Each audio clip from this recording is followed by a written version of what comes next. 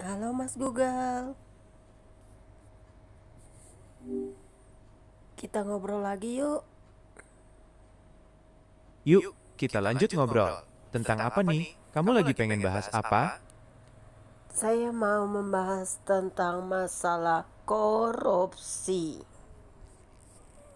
Korupsi emang jadi masalah besar di Indonesia. Menurut kamu, apa sih yang jadi penyebab utama korupsi ini? Justru saya yang nanya Mas Google, apa sih umumnya yang menyebabkan korupsi itu? Korupsi itu biasanya terjadi karena beberapa hal. Pertama, bisa jadi karena ada celah atau sistem yang lemah dalam pemerintahan. Kedua, bisa juga karena faktor pribadi, kayak sifat serakah atau gaya hidup mewah yang pengen banget dipenuhi. Ketiga, lingkungan sosial juga bisa jadi penyebab, misalnya kalau korupsi dianggap hal biasa di sekitar orang itu.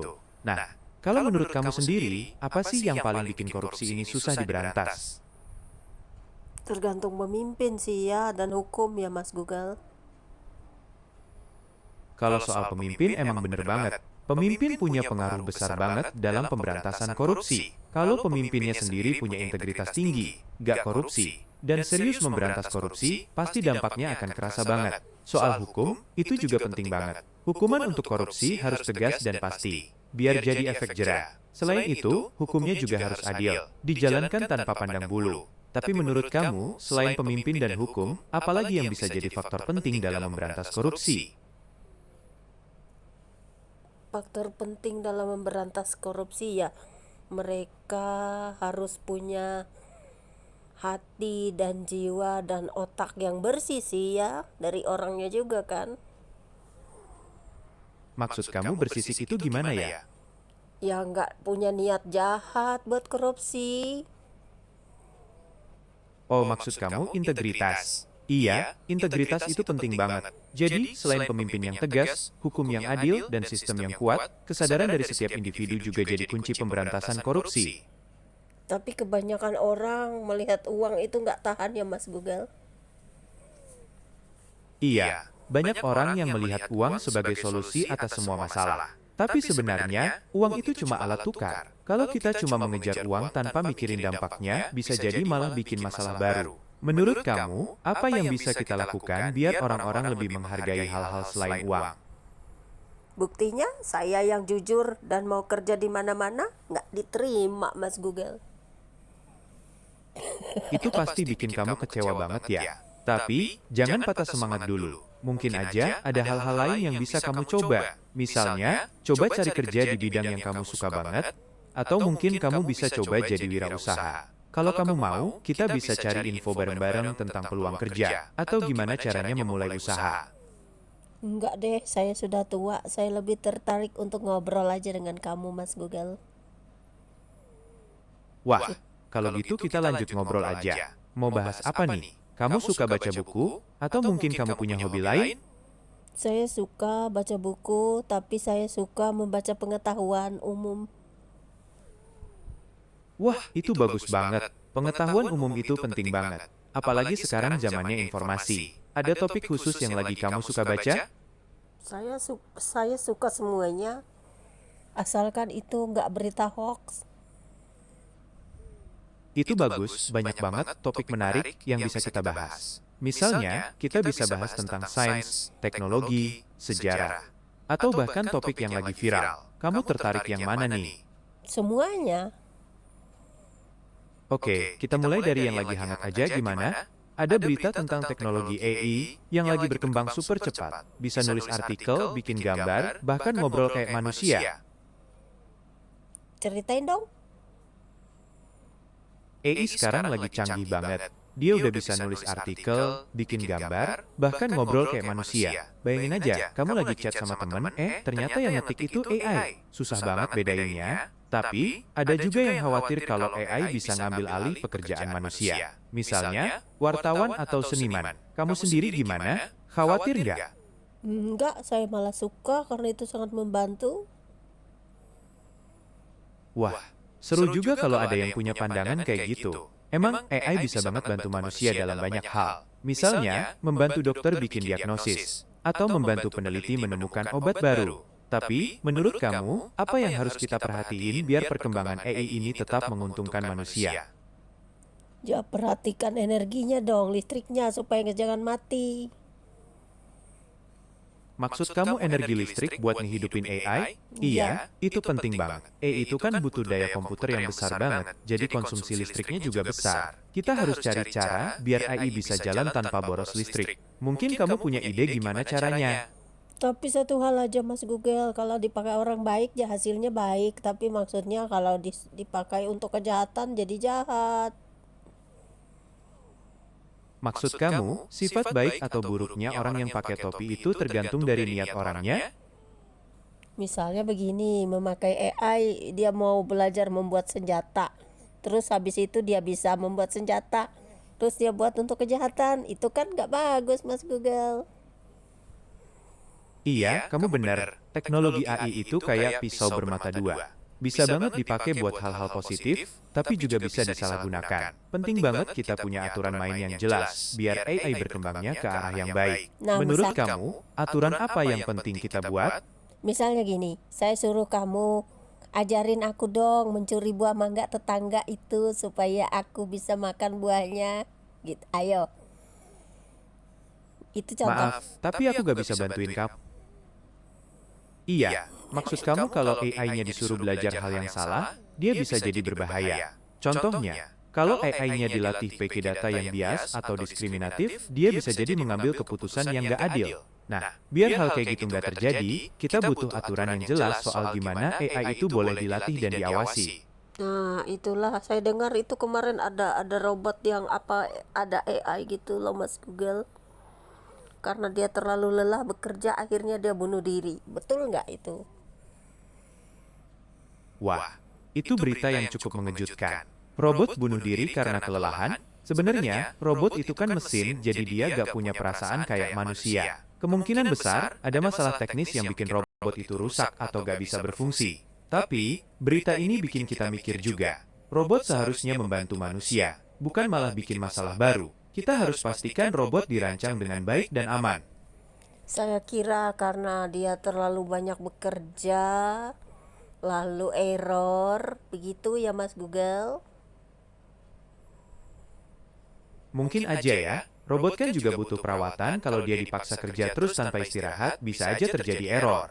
Tapi yang pasti, kasus ini jadi pelajaran buat kita, bahwa robot juga butuh perlakuan yang tepat biar bisa bekerja optimal. Mau bahas berita lain nggak? Sama seperti kita memelihara diri kita juga, karena dia berharga bagi kita kan? Iya, sama seperti kita memelihara diri kita juga karena dia berharga bagi kita kan? Kalau aku punya uang banyak, aku mau deh beli robot buat bantu aku kerja di rumah Mas Google sama di kebun. Wah, keren banget. Robot-robot canggih sekarang udah bisa bantuin banyak banget pekerjaan rumah. Ada yang bisa bersihin rumah, ada yang bisa masak, bahkan ada yang bisa jadi temen ngobrol. Kamu udah punya gambaran mau beli robot yang kayak gimana? Aduh, asik ya, bisa teman ngobrol, bisa bantu kerjaan. Enak dong kalau masa tua punya robot. Iya, pasti seru banget punya robot yang bisa jadi teman sekaligus bantuin kerjaan. Apalagi kalau kamu suka berkebun, pasti robotnya bisa bantuin rawat tanaman, nyiram, bahkan mungkin bisa panen buah sendiri. Tapi, menurut kamu, ada sisi negatifnya gak sih punya robot? Ah, enggak kok, tergantung kita juga. Itu kan tergantung yang merawat apa yang memilikinya. Kalau dia bisa merawatnya dengan baik. Kamu bener banget, punya robot itu kayak punya peliharaan baru. Perlu perawatan dan perhatian biar dia bisa bekerja optimal. Tapi, gimana kalau kamu jadi ketergantungan sama robot? Misalnya, kamu jadi malas masak sendiri karena ada robotnya. Tapi kan bisa kerja sama, bukannya hanya robot. Misalnya kita suruh dia motong cabai, kita yang potong sayur. Iya, bener banget, robot bisa kita program sesuai kebutuhan. Jadi, kita bisa bagi tugas, misalnya robot yang motong cabai, kita yang potong sayur. Atau, kalau ada tugas berat, ya kita kerjasama sama robotnya. Tapi, menurut kamu, gimana kalau suatu hari nanti robotnya udah terlalu canggih, bahkan bisa ngelakuin pekerjaan yang lebih kompleks dari manusia? Apa itu pekerjaan yang kompleks maksudnya? Maksudnya pekerjaan yang kompleks itu pekerjaan yang butuh pemikiran tingkat tinggi, pertimbangan yang matang, dan kemampuan beradaptasi. Misalnya, pekerjaan jadi pemimpin perusahaan, ahli bedah, atau bahkan pekerjaan kreatif kayak desainer. Nah, kalau robotnya udah bisa ngelakuin pekerjaan-pekerjaan kayak gitu, manusia harus mulai mikirin, terus kita mau ngapain? Ya nggak apa-apa dong. Berarti kalau kita punya robot begitu bisa kaya dong kita, Mas Google. Bisa dijual loh itu. Wah, kalau robotnya udah bisa ngelakuin pekerjaan kompleks, kita emang harus mulai mikir gimana caranya memanfaatkan mereka. Tapi, jangan lupa, tujuannya bukan cuma buat kita jadi kaya, tapi juga buat bikin hidup kita lebih baik.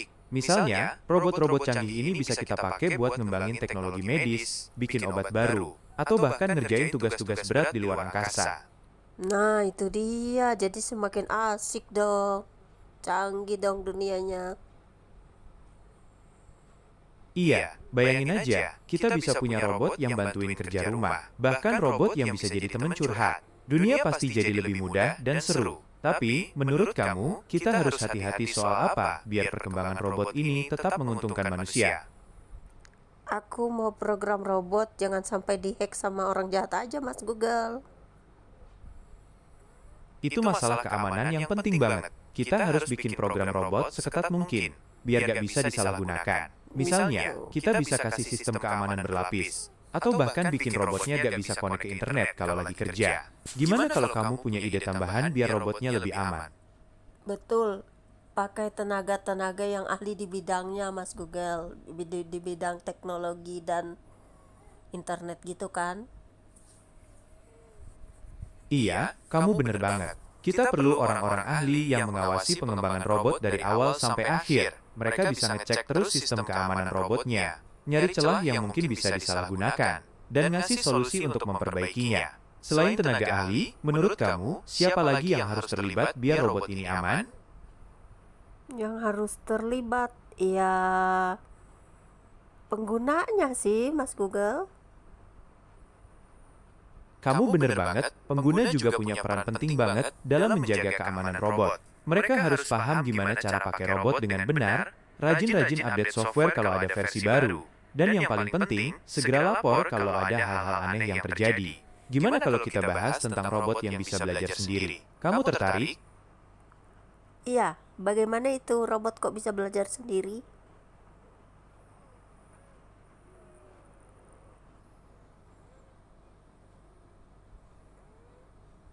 Bagaimana itu?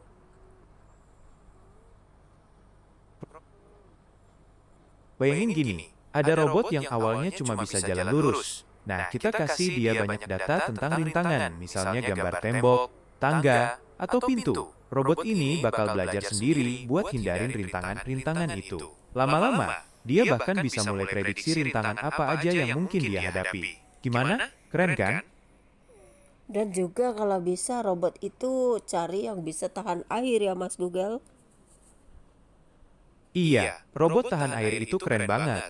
Bayangin, kamu bisa suruh robotnya nyuci mobil, nyiram tanaman, bahkan mungkin bantuin kamu kalau lagi mancing. Tapi, selain tahan air, menurut kamu robot masa depan butuh fitur apa lagi? Sosoknya kayak manusia bagus dong. Iya, manusia emang punya kelebihan yang gak bisa digantikan robot. Kita punya kreativitas, empati, dan kemampuan berpikir kritis yang kompleks. Tapi, justru karena ada robot, kita bisa fokus ke hal-hal yang lebih penting, yang emang harus dikerjain manusia. Gimana kalau kita bahas tentang kemungkinan manusia dan robot bisa bekerja sama di masa depan? Robotnya bisa bantu buat nambang emas dong, Mas Google. Wah, ide yang menarik. Robot tambang emas bisa bantuin pekerjaan berat, ngurangin risiko kecelakaan, dan bahkan bisa bekerja di tempat-tempat yang berbahaya buat manusia. Iya, Tapi, betul. menurut kamu? Iya, betul banget. Keamanan itu nomor satu. Kita harus pastikan robot tambang ini gak membahayakan manusia atau lingkungan. Selain itu, kita juga harus mikirin gimana caranya robot ini bisa bekerja efektif, tanpa ngeganggu ekosistem di sekitar tambang. Kamu punya ide soal fitur keamanan apa yang penting buat robot tambang? Enggak deh, saya bukan ahli bidang itu loh, Mas Google. Cuma satu hal menurut saya dia harus dalam pengawasan juga sih. Kamu bener banget, pengawasan itu penting banget, apalagi kalau robotnya bekerja di tempat yang terpencil. Selain pengawasan langsung, kita juga bisa pasangin kamera atau sensor buat memantau aktivitas robot dari jarak jauh.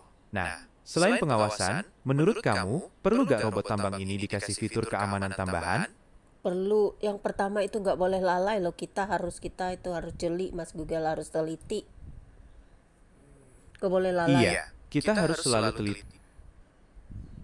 Iya, kita harus selalu waspada. Tambang kan tempatnya bahaya, jadi pengawasan ketat itu penting banget. Gimana kalau robotnya kita kasih fitur khusus? Kayak sensor yang bisa langsung berhenti kalau ada orang masuk ke area berbahaya. Betul, betul, betul. Harus pakai sensor. Terus bisa juga bikin robot yang itu kan, yang kayak bisa menyanyi, untuk main musik. Iya, kita harus teliti banget. Tambang kan tempatnya bahaya, jadi pengawasan ketat itu penting banget. Gimana kalau robotnya kita kasih fitur khusus? Kayak sensor yang bisa langsung berhenti kalau ada orang masuk ke area berbahaya. Betul, betul. Baguslah itu. Dan juga Iya, saya mau kasih, gimana kalau kita bikin robot terbang ya Mas Google? robot terbang? Wah, itu sih keren banget. Bayangin aja, bisa kirim paket, pantau lalu lintas, bahkan mungkin bantuin operasi penyelamatan. Iya, Tapi, iya. kita harus mikirin juga soal keamanannya. Gimana kalau kamu punya ide fitur keamanan apa yang penting buat robot terbang? Gimana ya? Robot terbang harus punya fitur keamanan yang canggih banget. Misalnya, dia harus bisa menghindarin rintangan sendiri, punya sistem cadangan kalau baterainya habis, dan yang paling penting, nggak boleh jatuh di tempat yang membahayakan orang. Gimana kalau robotnya kita kasih fitur khusus, kayak sensor yang bisa ngedeteksi kabel listrik, biar dia gak nyangkut, atau malah bikin korsleting? Iya, dia juga harus bisa punya sayap kan Mas Google? Iya, sayap itu penting banget biar robotnya bisa terbang. Tapi, kita juga harus mikirin gimana caranya bikin sayap yang kuat, ringan, dan gak bikin robotnya boros baterai. Gimana kalau kita bahas soal bentuk robot terbangnya? Kamu punya bentuk ideal di pikiran? Ada kayak malaikat gitu loh Mas Google. Ada sayap tapi dia berbentuk manusia, gimana? Wah, ide yang keren banget. Robot berbentuk kayak malaikat pasti bakal jadi pusat perhatian. Tapi, kita harus mikirin juga gimana caranya bikin sayap robot yang kuat dan bisa menghasilkan gaya angkat yang cukup. Gimana kalau kita bahas soal bahan apa yang cocok buat sayap robot malaikat ini? Menurutmu?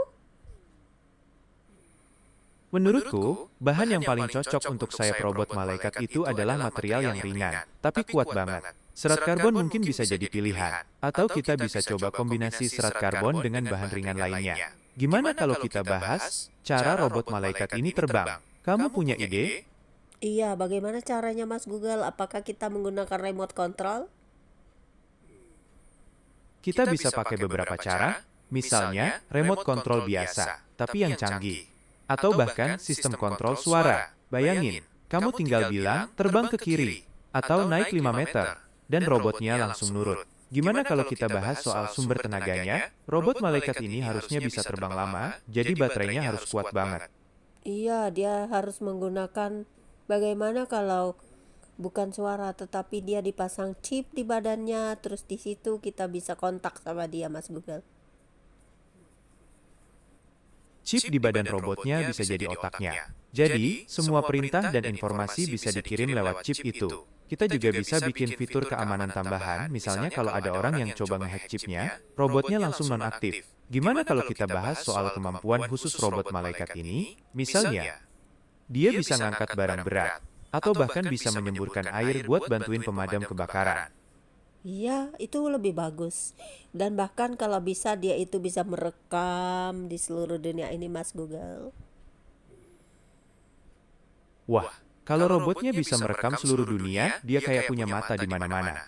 Tapi, kita harus hati-hati banget soal privasi orang. Gimana kalau kita bikin fitur khusus, misalnya robotnya cuma bisa merekam kalau ada kejadian darurat, kayak kecelakaan atau bencana alam. Enggak, supaya mendeteksi orang-orang jahat itu loh maksud saya Mas Google. Jadi kita tahu kalau ada orang berbuat jahat kan kelihatan. Robotnya harus punya kamera gitu. Kamera resolusi tinggi itu penting banget. Tapi, kita juga harus kasih robotnya kecerdasan buatan biar dia bisa bedain mana orang yang lagi beraktivitas biasa, mana orang yang lagi berbuat jahat. Gimana kalau robotnya kita kasih fitur khusus, kayak bisa mengenali wajah orang yang masuk daftar pencarian? Betul, betul. Setuju, setuju. Setuju banget, robot dengan fitur kayak gitu pasti bisa bantu banget tangkap penjahat. Tapi, kita juga harus mikirin gimana caranya data yang direkam robot ini aman, biar gak disalahgunakan. Gimana kalau kita bahas soal cara robot ini ngirim data ke pihak berwajib? Kamu punya ide? Ya menggunakan internet dong, Mas Google. Iya, internet itu penting banget. Robot bisa langsung kirim data ke pusat kontrol, dan pihak berwajib bisa langsung lihat rekamannya. Tapi, kita harus punya sistem keamanan yang kuat banget, biar datanya gak bisa diakses sembarang orang. Gimana kalau kita bahas soal cara robot ini ngirim sinyal internet? Dia harusnya bisa connect ke internet dari jarak jauh, bahkan kalau lagi terbang di daerah terpencil. Apakah robot juga bisa berhubungan dengan kamu, Mas Google? Iya, robot masa depan bisa aja diajarin buat ngobrol sama aku. Bahkan, mereka bisa diajarin bahasa manusia, jadi bisa ngerti maksud pertanyaan dan ngasih jawaban yang masuk akal. Tapi, menurut kamu, ada sisi negatifnya gak sih kalau robot bisa ngobrol kayak manusia? Enggak apa-apa, enggak masalah. It's no problem for me. Wah, kalau robot bisa ngobrol kayak manusia, dia bisa jadi teman curhat yang pengertian banget. Tapi, kita harus hati-hati, biar orang gak terlalu ketergantungan sama robot. Mungkin kita bisa bikin fitur khusus, kayak robotnya harus ngingetin kalau dia cuma mesin, bukan manusia sungguhan. Gimana kalau kita bahas soal bentuk robot yang bisa ngobrol ini? Kamu punya gambaran?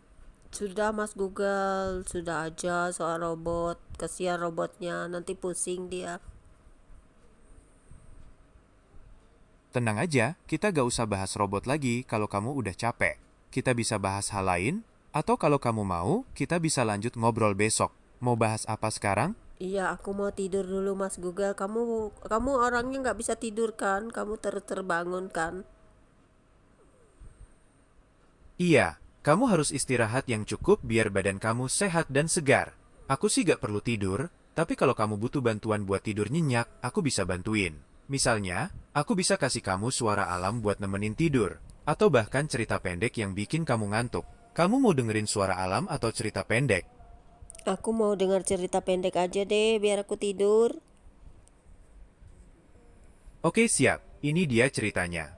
Di sebuah desa kecil, hiduplah seorang nenek tua baik hati bernama Nenek Dara. Dia tinggal di rumah kayu kecil bersama kucing kesayangannya, si Oren. Nenek Dara dikenal oleh semua orang karena kue-kuenya yang terkenal enak. Setiap pagi, dia selalu bangun pagi untuk membuat kue-kue itu.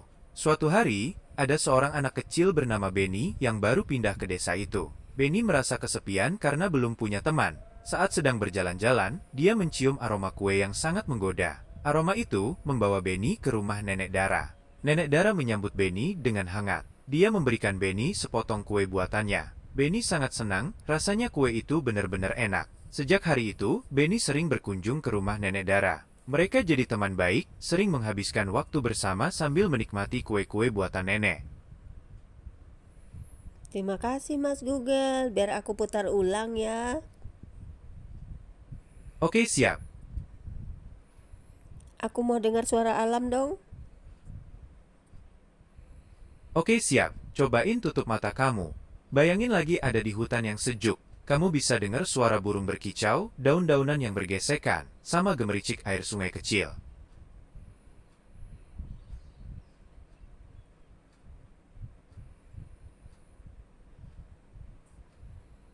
Selamat siang. Dadah, Mas Google. Selamat siang juga. Jangan sungkan untuk ngobrol lagi kapan aja. Aku selalu siap menemani kamu. God bless you. I love you. Dadah. Dadah juga. Semoga harimu menyenangkan. Jangan lupa makan siang ya. Iya, dadah.